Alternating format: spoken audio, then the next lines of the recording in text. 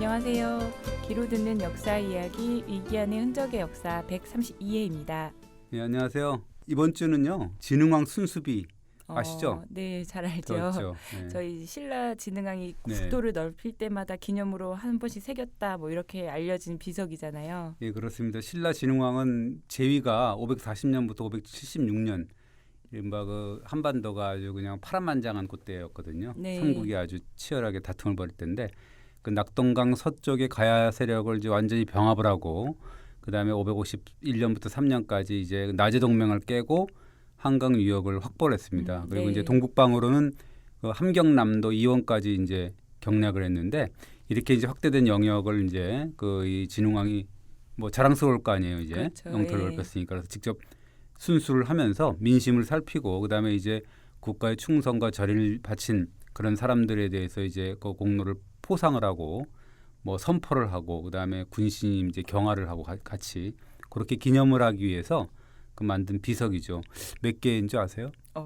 근데 갑자기 개수를 물어보시니까 저희가 배우기로 한 4개쯤 되지 않나요? 예, 그렇습니다. 그 정확하게 아시는 건데 그 지금까지 발견된 것이 이제 공식적으로 4개죠. 네. 예, 우리가 보면 이제 창녕비가 있고 북한산비가 있고 마운영비가 있고 황칠영비가 있는데요. 이번 주에는 그 이 진흥왕 순수비 관련해 갖고 조금 이제 약간 그 순수비 아니야 뭐 이런 그 어사무사한 비석 하나를 소개할까 하는데요. 네. 한번 뭐 들어봐 주시기 바랍니다.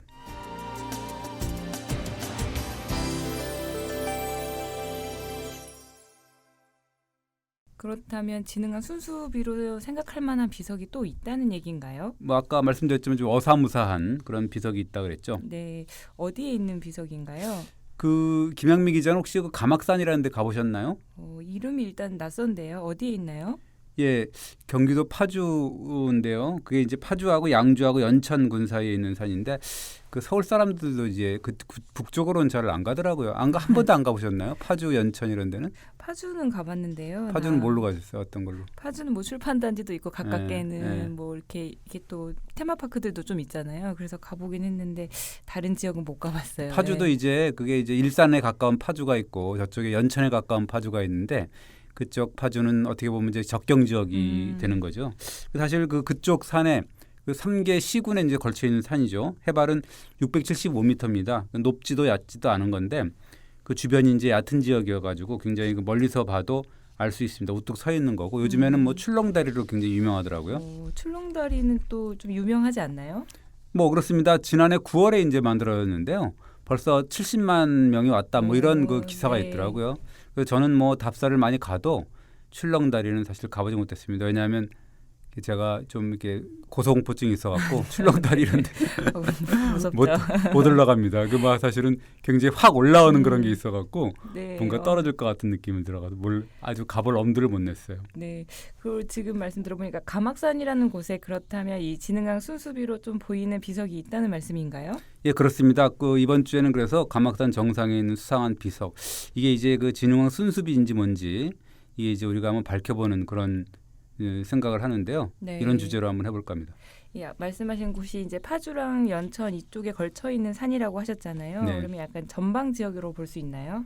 예, 그 가막산이라 그러면 사실은 왜 가막산이냐? 그 바위 사이로 검은 빛하고 푸른 빛 이렇게 함께 흘러나와서 네. 이제 감색 바위 뭐 이래서 이제 가막 그리고 이제 바위산이라 그래서 가막이라고 했거든요. 네. 전형적인 바위산이고 사실은 완전한 전방은 아니죠. 뭔가 이렇게 전망이 확 트인 산인가요? 예, 그렇습니다. 저도 사실은 뭐 정상에 올라가 본 적이 답사 때 좀 올라가 보고 사실은 없는데요. 왜냐하면 제가 산을 별로 안 좋아해 갖고 또 어쨌든 10년은 넘은 것 같아요. 네. 저도 이제 답사 때문에 올라갔는데요. 그때는 군부대가 주둔을 했었는데 아마 지금도 뭐 그러지 않을까 생각이 드는데 지금은 잘 모르겠습니다. 네, 그런 이제 가막산에 진흥왕 순수비 같은 비석이 있다는 말씀인데요. 예, 그렇습니다. 거기 그 사진을 봐도 그렇고 비석이 서 있는 위치가 사실 심상치가 않습니다. 북쪽을 이렇게 보면 임진강이 보이고 그 북쪽으로 보면 또 이제 이 맑은 날 보면은 개성 송악산도 보이고 뭐 그렇거든요. 네. 그리고 이제 그 삼국시대부터 요처였던 칠중성이라고 있거든요. 7겹의 뭐 성이다 그래갖고 칠중성이라고 하는 데인데 한국 전쟁 때는 그 영국군이 이제 차지하고 있다가 그 캐슬고지라 그랬는데 중공군한테 함락이 돼갖고 어쨌든 사흘을 지켜가지고 서울 재함락을 막았다 이런 그 기록이 있는 네. 아주 그 요충지거든요. 그리고 뒤를 보면은 이제 서울 경기에 어떻게 보면 산이라고 할 수 있는 북한산, 이제 이른바 우리가 지오지간이라고 하는 데를 가리키면 닿을 정도다 해가지고 네. 그래서 어쨌든 간에 이곳이 굉장히 군사적으로는 요처 중에 요처라고 볼 수가 있는 거죠. 그렇네요. 뭔가 이렇게 좀 심상치 않은 곳인데 이곳에 비석이 있다는 거잖아요. 네, 그렇다면 그렇습니다. 일단 이 비석이 어떻게 발견이 됐나요? 군인이 이제 발견했는데요. 뭐 있었으니까는 누구나 다 발견했을 거고. 그런데 그렇겠죠. 주의 깊게 예. 본 사람이 이제 군인인데 네. 1976년인데 그쪽 관할 지역인 004단 정복과장이 윤일령이라는 소령이 그 작전구역이었죠. 가막산이. 그래서 정상을 오르고 내리고 막 그랬는데 거기에 이제 오를 때마다 그 정상에 꼭 하나 있는 그런 우리가 그걸 몰잡이라고 그럽니다. 명문이 마멸돼 갖고 잘 안 보인다 그래서 몰자. 그러니까 네. 글자가 안 보인다 없어졌다 그래 갖고. 그래서 그걸 볼 때마다 좀 심상치 않은 느낌을 받았다는 거죠. 원래 이 비석이 땅속에 묻혀 있었다 그러는 건데요. 누군가가 그걸 똑바로 세운 다음에 그 덮개석을 새로 만들어서 엎어놨다는 건데요. 이게 이제 그 이 비석에 어떻게 보면 이제 아들 낳게 해달라. 그래서 그 여인들이 올라가서 막 기도했던 기도처였다는 거고 굉장히 영험했다는 소리가 되는 거죠. 네. 그런 바위가 있었을 텐데 바위라고 여겨졌을 수도 있는데 그 비석을 네. 보고 윤일령 소령이라는 분은 뭔가 또 왜 심상치 않게 생각을 했을까 좀 궁금해지는데요. 육군사관학교 재학 시절에 이 한국사를 가리켰던 분 중에 이제 그 허선도 교수라고 계시거든요. 이분도 굉장히 유명한 그 학자인데요. 네. 그러면 이랬다는 거죠. 야, 너희들 그 진흥왕 순수비가 있는 곳은 한결같이 이제 전략적 요충지야 이렇게 얘기를 했다는 거죠. 네. 그러니까 그 윤일령 소령 입장에서도 보면 이 가막산이야말로 아까 얘기했듯이만 그 삼국시대 요충지였고 네. 그래서 칠중성이 있었기 때문에 아 이게 이제 그 삼국시대부터 요처가 아니었을까 뭐 이런 생각을 했던 거죠. 그렇다면 이 비석이 진흥왕 순수부일 가능성이 있을 거고 그걸 또 합리적으로 좀 추론 같기도 하고요. 예, 그렇습니다. 근데 사실은 이 지역 전설을 보면 그 설인기라고 있어요. 설인기라고 혹시 아시나요? 당나라 장수라고 하죠. 예, 그렇습니다. 그 뭐 그 사극에 많이 나오는데 네. 뭐 이덕화 씨가 뭐라고 네. 그랬었죠. 그 당나라 장수죠. 뭐 당나라 장수 설인기 이야기가 좀 있거든요. 이 비석과 설인기 당나라 장수와 연관이 있다는 얘기 같은데요. 좀 뜬금없다는 생각이 좀 드는데요. 예, 근데 뭐 이 고려사 지리지라든지 신증, 동국, 여지승남이라든지 적성, 군지 이런 데 보면 그 흥미로운 기록들이 보이는데요. 이 가막산이라는 데가 어디냐? 신라 때부터 소사라 그래서 작은 제사를 지내던 곳이었다. 네. 그래서 이제 봄, 가을로 제사를 지냈다는 건데 이게 고려 현종 2년에 그게 1011년이거든요. 거란이 이제 쳐들어와 갖고 파주 장단학에 이르렀는데 장단학이라는 게 그 적성 뭐 그런 데거든요. 네. 그 가막 신사에 그 이 뭐 신사라는 거 이제 그 모신대 있잖아요. 네. 그런 모신대인데 음. 제사를 지내고 뭐 그런 데인데 군기와 군마가 있는 것처럼 보여서 거란병이 두려워서 감히 진격하지 못했다. 그런데 이제 그것이 무슨 신사냐? 설인기를 모시는 신사였다. 뭐 이렇게 돼 갖고 네. 그 설인기 신한테 감사를 했다는 거거든요. 그래서 민간에 이제 그 전설로 남았다는 것이 이 당나라 장군 설인기를 이 사당에서 제사를 지내 갖고 산신으로 삼았다. 이런 기록이 있는 거죠. 그런 기록을 보면 당나라 장군인 설인기가 가막산의 산신으로 약간 여겨지고 있었네요. 그렇습니다. 그게 뭐 이 조선의 그 세조실록 정사지 않습니까? 네. 거기도 이제 재미있는 기록이 등장을 하는데 권람이라는 그 신하가 병이 들자 가막산에서 이제 기도를 했는데 비바람이 몰아쳤다는 거예요. 그래서 권람이 가막산 신한테 말했답니다. 이 가막산 신이 당나라 장수 설인기라고 하는데 저도 일국의 재상이지 않느냐. 네. 이게 뭐 그러다 보면 설인기하고 사실 저는 이 맞먹는 거 아니냐. 나도 재상인데 뭐 이렇게 얘기를 했다는 거예요. 그러니까 이 무당이 화가 머리끝까지 나가지고 그대가 감히 나와 버티는 거냐. 네. 네가 이 돌아가면 반드시 병이 날 거야. 뭐 이런 식으로 해서 신화를 뱉었다는 건데 신화라는 게 이제 뭐 기독교에서 얘기하면 뭐죠? 그게 뭐 이렇게 방언 같은 그런 느낌 뭐 이런 건데 네. 뭐 기독교계에서 얘기하면 이제 안 되겠지만 어쨌든 좀 신령들은 그런 얘기를 한 거죠. 사실 이게 기록이 지금 조선시대 세조 임금 때 남긴 걸 가지고 하는 거잖아요. 네. 그러면 그때까지 이런 이야기가 돌았다는 얘기인데요. 진짜 오랜 시간 동안 설인기가 좀 전해져 왔다는 얘기가 되는데요. 네. 그러면 이 당나라 장수 설인기가 처음에 왜 이곳에 등장을 하게 된 걸까요? 이제 속설이 있는 거죠. 그 원래 설인기가 당나라 장수이긴 하지만 원래 고향이 그 가막산 인근에 있는 주월리 육계토성이라고 있거든요. 이것도 네. 이 고고학적인 측면에서 보면 이제 옛날 한성백제 시대의 어떤 그런 성이 아니냐 이렇게 이제 보여지고 막 그러는데 네. 어쨌든 그 지역에서 태어난 그 고구려 사람이었다 이렇게 얘기를 하죠. 그래서 그러면서 이제 파주 적성에서 이제 태어나갖고 훈련을 하고 나중에 당나라 장수가 되었다라는 어떤 그런 전설이 있는 거죠. 그렇다면 그 전설에 따르면 서린기가 당나라 사람이 아니고 우리나라 사람이었다라는 얘기가 되는 거잖아요. 사실 이 지역을 보면 그 서린기하고 관련된 지명 이름이 많습니다. 그 서린기 고향이라는 적성에 아까 얘기했던 주원리 백옥봉이라는 데가 있고 네. 서린기에 용마가 났다는 율포리 그다음에 그 이 무예 연습을 했다는 전설이 나와 있고 그다음에 그 가막산에 그 서린기가 이 돌을 닦았다는 수도 석굴 뭐 이런 게 있고 그다음에 뭐 사당이 있고 그래서 하여튼 그 이 지역의 서린기와 관련된 그런 그 이야기들이 본물을 이루고 있습니다. 진짜 많네요. 네. 이 서린기라는 당나라 장수가 좀 엄청 유명한 장수잖아요. 예. 일단 좀 어떤 인물인지 좀 궁금한데요. 설명을 좀 해주시면 좋을 것 같아요. 예, 그 신라의 원수라고 봐야 되는 거죠. 그 서린기가 그 신라를 뭐 되게 욕보이고 뭐 그랬던 그런 뭐 누란의 위기에 빠뜨리고 뭐 그랬던 고구려도 물론 쳤지만 철전지 원수인데 그 삼국사기 신라본기 문무왕조를 보면 이 서린기가 신라 문무왕을 그 협박하는 그 편지를 보내는 그런 내용이 나옵니다. 뭐라고 나오냐면 지금 문무왕은 당나라 천자의 명을 어기고 이웃나라의 우호를 속이고 그랬구나. 이게 오호라. 전에는 충성스럽고 의롭더니 지금은 역적의 신하가 되었구나. 뭐 이런 식으로 이 막 비난하는 그런 편지를 보냈거든요. 서린기가 왜 이렇게 문무왕을 협박을 하는 거죠? 그러니까 이게 뭐 이 배신을 때렸다는 건데 사실 신라로서는 억울하죠. 왜냐하면 해달라는 대로 다 해줬거든요. 그렇죠. 그러니까 뭐 네. 그런데도 불구하고 윽박지르니까 문무왕으로서는 엄청 억울해합니다. 그 왜냐하면 신라 같은 경우는 그 당나라군의 뭐 군량미를 다 대고 당나라군의 군복까지 다 만들어줬거든요. 그 얼마나 그 이 백성들이 뭐 어려웠겠습니까? 그래서 이제 문무왕은 서린기의 협박 편지를 받고도 억울한 그 이 막 내색을 합니다. 굉장히 이건 너무 억울하지 않느냐. 네. 이게 지금 그 신라 창고에 쌓아둔 양식을 당나라 군사들한테 주느라고 신라 백성들은 진짜 굶고 있다. 네. 그리고 그러나 중국 군사들은 지금 양식이 남아돈다. 이게 어떻게 해야 되겠냐 이게. 그리고 당나라는 아무런 이유도 묻지 않고 군사 수만 명을 보내서 신라를 뒤엎으려 한다. 그러니까 신라를 자꾸 치려고 한다는 거죠. 네. 당나라 이 경우는 사실은 한반도를 어떻게 좀 경영해 볼까, 침략해 볼까 이렇게 네. 아주 그 뭐 야욕을 드러내는 거거든요.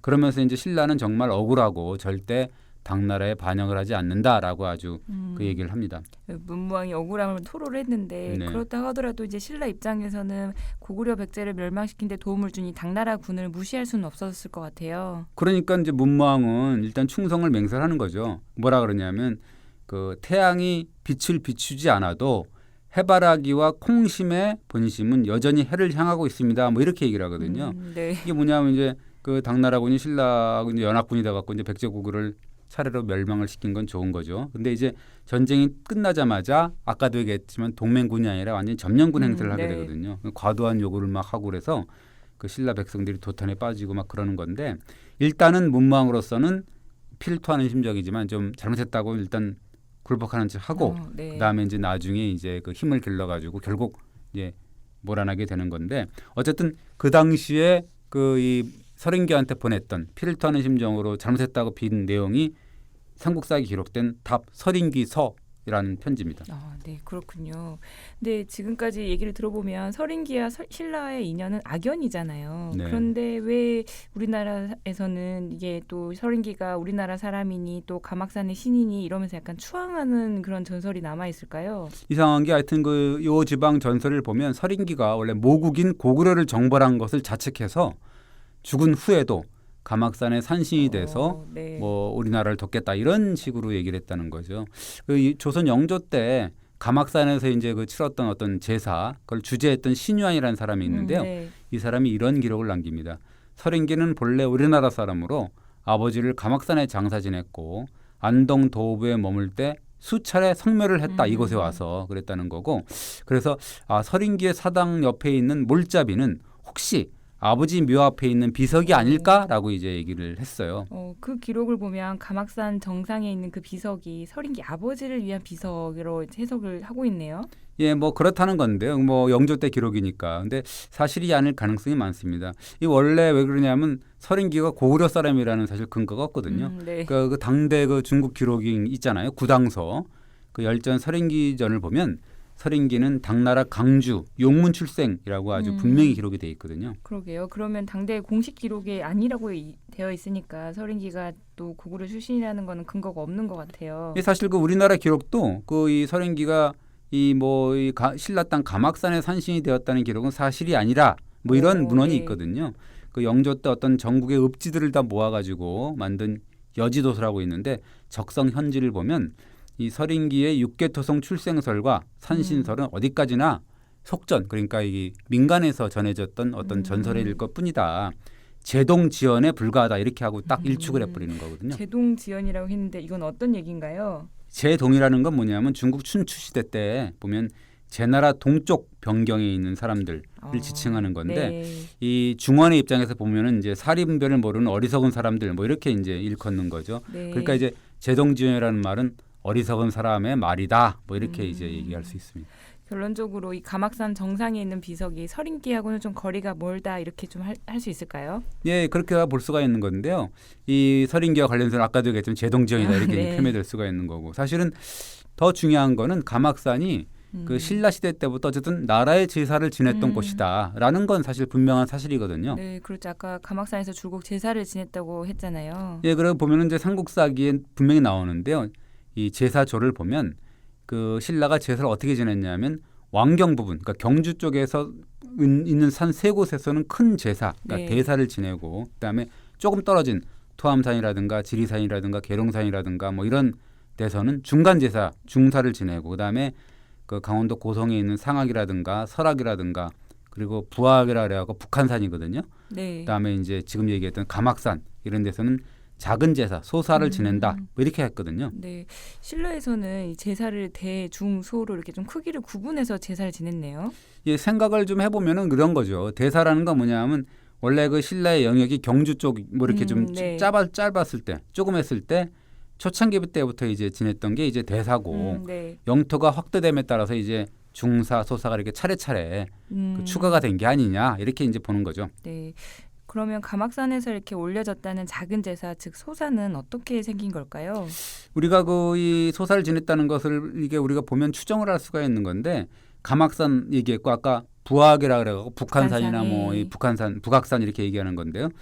이게 가만히 우리가 생각을 해보면 신라가 한강 유역이라든가 임진강 유역에 좀 영역을 넓혀가는 과정이 어떤 네. 그런 그 중간에 있지 않습니까? 네. 그러니까 6세기 중엽이나 7세기 초엽 정도에 추가한 제사가 아닌가 뭐 이렇게 우리가 이 가능성을 이 타진할 수 있는 거죠. 네, 그 시기라는 것은 진흥왕이 한창 국경을 넓히던 또 그 시기잖아요. 6세기 중엽 그때와 겹치네요. 그 뭐 그렇습니다. 아까 뭐 잠깐 말씀을 드렸지만 진흥왕이 임진강, 한강 뭐해서 함경도까지 영역을 넓히고 아까 얘기했듯이 이제 그걸 기념하기 위해서 순수비를 세운 시기하고 네. 일치를 하니까 네. 그래서 아까 이 비석을 좀 심상치 않게 바라봤다는 윤일령 소령이라는 사람이 군인답게 조금 전쟁사의 측면에서 이제 사실 그 비석을 파악하게 되는 거죠. 전쟁사의 측면에서 파악을 했다는 거는 어떤 측면을 말하는 건가요? 예, 고고학적인 측면에서 보면 이제 일단 비석의 어떤 형태와 크기, 위치 이런 게 있고 그다음에 네. 관방 시설, 그러니까 이 국방 시설과의 관계 이런 것들을 이제 천착을 하는 건데요. 그 일단은 아까 얘기했듯이 신라 순수비가 확인된 곳이 어디냐라는 걸 이제 따져본 거죠. 네. 보니까 영토를 넓힌 데 이제 그 넓힌 땅에 순수비를 세웠는데 북한산이라든가 아까 얘기했던 창녕, 네. 그다음에 황초령, 마운령 이렇게 새겼는데 이것이 한결같이 굉장히 중요한 관방 시설이었다라고 하는 거죠. 그래서 국경 지역을 둘러보던 진흥왕이 정말로 요처 중에 요처만 골라서 순수비를 세웠을 게 아니냐라고 추정을 한 거죠. 그러면 실제로 진흥왕 순수비를 확인된 곳들은 지금 실제로 요충지라고 볼 수 있는 곳들인가요? 그렇습니다. 창녕비 인근에 보면 이제 그 이 화항산성이라고 있거든요. 예. 얘가 어디냐면 낙동강 남쪽 의령하고 함안으로 통하는 길목에 서 있습니다. 아마 가야를 이제 정복을 하고 나서 네. 거기다가 세운 게 아닌가 생각이 드는 거고. 그다음에 마은영비 같은 경우는 거기 뭐 인근에 운시산성이라고 있어요. 여기는 어디냐면 함흥과 청진을 잇는 뭐 요충지고요. 그다음에 네. 황초령비는 중령진이라고 있는데 강계와 함흥을 잇는 통로거든요. 그런 걸 이제 통제를 하는 곳인데 북한산비가 있는 북한산성은 사실은 아까도 얘기했지만 뭐 개성, 서울을 잇는 뭐 통로잖아요. 네. 감시하는 그런 요충지죠. 이렇게 다 군사 요충지에 있는 건데요. 그런 측면에서 또 그러니까 군사학적 측면에서 이 가막산 정상에 있는 비는 좀 어떤가요? 진흥왕이 곰곰이 따져보면 그렇게 생각할 수가 있는 거죠. 한강 유역을 차지하고 나서 북한산에 세운 게 북한산 순수비고 네. 조금 더 북쪽으로 올라와서 이 고구려하고 이제 국경을 맞대고 막 그렇게 되는 거 아니에요. 그러면서 임진강에 딱 만났을 때 거기다 세울 수 있는 비석이 뭐냐? 그건 결국 가막산 쪽에 정상에 있는 비석을 세운 게 아니냐. 뭐 그렇게 보는 거죠. 그리고 뭐 파주 연천 쪽으로 하는 뭐 이 임진강 한탄강 지역이 하나 있고 아까 네. 얘기했지만 철원 뭐 함흥 지역 이렇게 이제 국경선이 되니까 그런 쪽으로 이 순수비를 세우지 않았을까라는 측면에서 이제 가막산 순수비를 눈여겨보는 거죠. 그렇게 생각을 해보면 항초령비나 망울령비가 있다고 하면 이 파주 연천을 중심으로 한 임진강, 한탄강 국경선 일대에도 순수비가 있을 수 있다라는 어떤 추측이 가능해지는 거잖아요. 그렇습니다. 북한산 순수비가 아까 얘기했듯이 개성, 파주, 서울에 있는 요충지였기 때문에 순수비를 세웠다면 네. 또 하나 요충지죠. 적성지역. 거기가 적성을 가보시게 되면 거기서 이제 의정부나 이런 데로 그 길이 완전히 또 뚫리거든요. 그래서 이제 서울로 네. 올라가고 막 그러는 건데요. 거기다가 과연 순수비를 세우지 않았겠느냐라고 하는 거거든요. 삼국사계를 보면 이 가막산 그쪽에 보면 그 이 대규모 전투가 7번이나 뭐 있거든요. 그리고 그것은 그 한국 전쟁 때도 비슷합니다. 그래서 고구려군의 남하 루트하고 한국 전쟁 때 이 북한군하고 중국군의 남침로 인해 전술을 폈던 것이거든요. 그래서 이걸 봐도 적성을 통과를 하게 되면 북한산성을 이 거치지 않고도 서울로 아주 그냥 쏜살같이 내다를 수 있거든요. 네. 그렇다면 진흥왕은 이렇게 군사적 요충지인 이 지역을 한눈에 좀 볼 수 있는 가막산 정상에다가 순수비를 세우지 않았을까 이런 추정인 거잖아요. 그렇습니다. 그리고 이제 가막산 비석을 잠깐 이렇게 보면 북한산 있는 뭐 진흥왕 순수비하고 굉장히 흡사하거든요. 그렇군요. 얼마나 비슷한가요? 가막산비가 높이가 한 170cm, 너비가 한 네. 74cm 되고 두께가 15cm 정도 되는데요. 북한산에 남아있던 비신의 높이가 이제 154고 너비가 69, 두께가 15cm거든요. 네. 석재도 화강암으로 똑같거든요. 그리고 이제 나중에 얹혀놓은 덮개 돌리는 걸 빼면 그 이 두 비의 형태 규모가 거의 동시대 작품이 아니냐 이렇게 이제 볼 수가 있는 거죠. 네. 아까 신라의 제사 얘기 좀 하면서 가막산이나 북한산에서 신라가 제사를 지냈다 이렇게 또 얘기를 했었잖아요. 뭐 이렇습니다. 뭐 이 다른 관점에서 보면 가막산비가 이제 해발 675m에 이제 높은 곳에 세워졌는데 네. 북한산비 역시 이제 해발 556m 북한산에 비봉 정상이 있거든요. 그러니까 그뿐만 아니라 아까 얘기했던 창령비라든가 마운령비라든가 황초령비라는 게 역시 이제 고지에 있거든요. 네.